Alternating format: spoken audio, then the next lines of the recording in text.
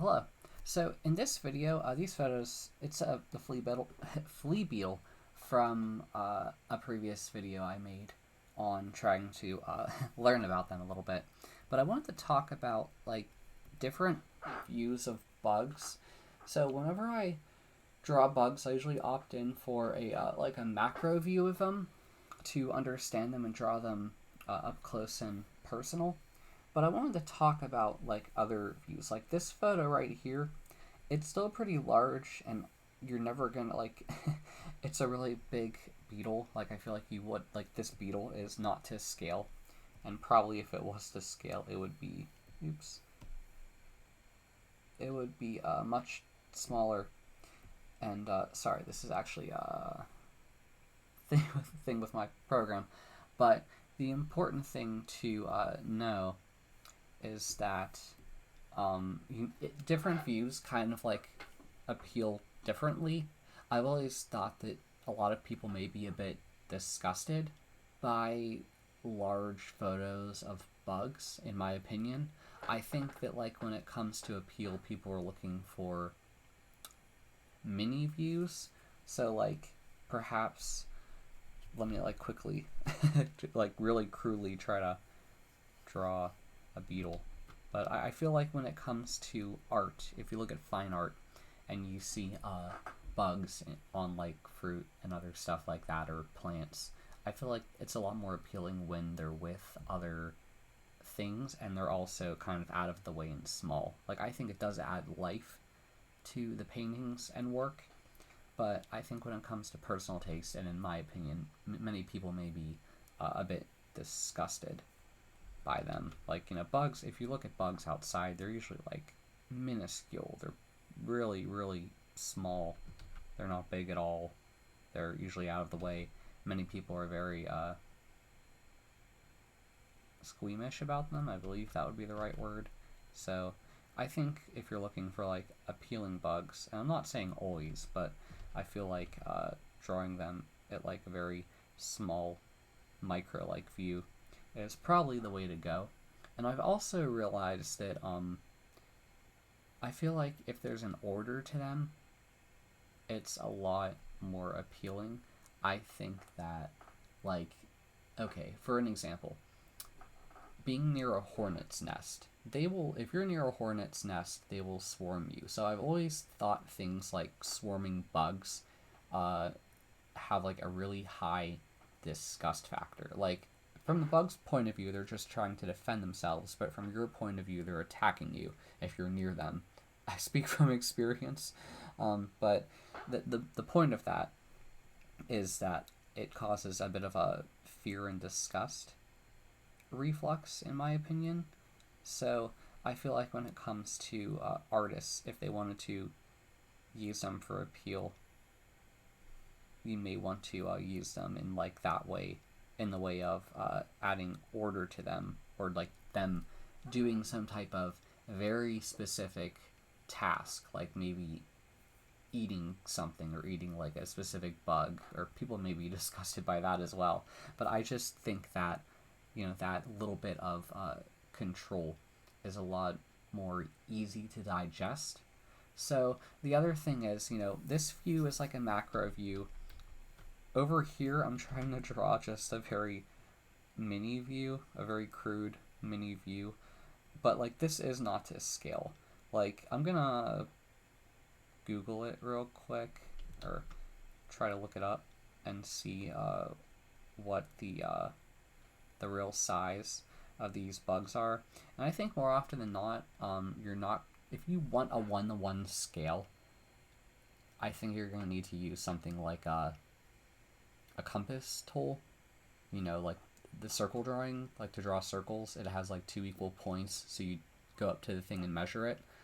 And you go up and measure it, or you could, I wouldn't use a proportional divider because, you could if you want to, but I think it would be cheaper if you used a compass. But the thing that I'm thinking about here is that if you want a scale 1-to-1, it's going to be very difficult because I have never met a bug that will just sit there and let you measure it with tools, that like a bug that's alive for that matter. So I think if you were to look into it and try to find maybe the average in millimeters, and maybe if you had a ruler, you would be able to tell what its actual size is.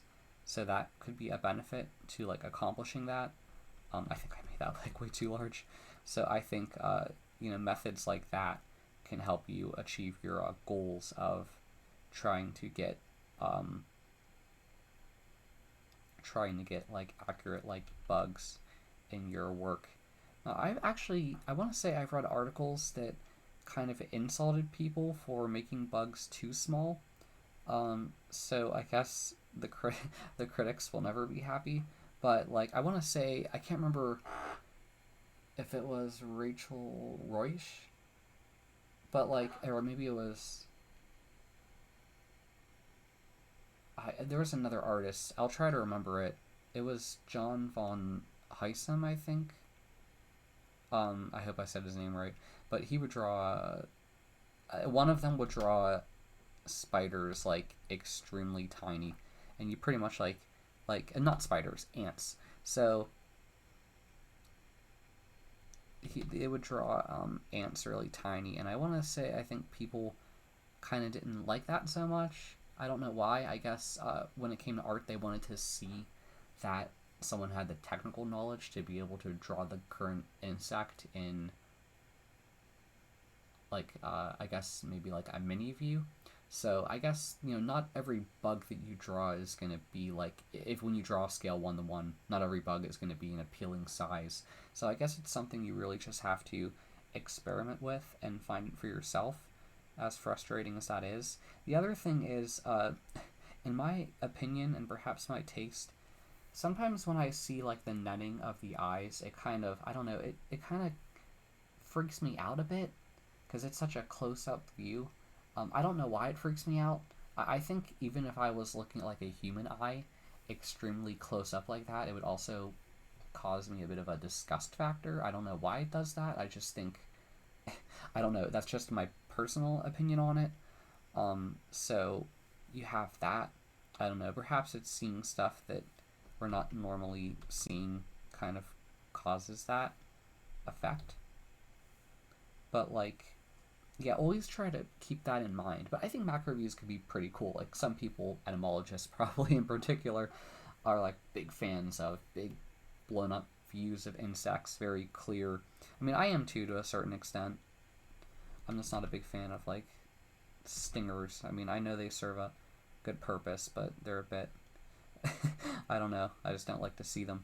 So yeah, I think I even think sometimes insects in scale or mini view, I think they're kind of like cute to a certain extent when you like look at their eyes, because they're from far, they just look like little black dots. I don't know, like it's just my personal taste. So yeah, but I mean the other thing you could do if you want, if you had a proportional divider, you could experiment proportionally upscaling an insect, and maybe you could find like another view between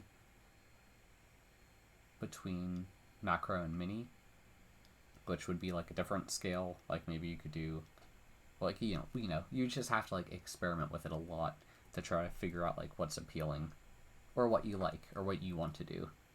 So yeah, I hope that kind of gives a little bit of a explanation into macro mini versus scale 1:1. I mean, and everything in between.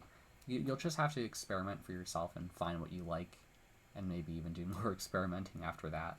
But yeah, thanks for listening to this video, and again, thanks to James Reben for these really cool bug photos. If you have a question, please ask in the comments. If you like my channel, please subscribe to my channel. Thanks for listening. Bye.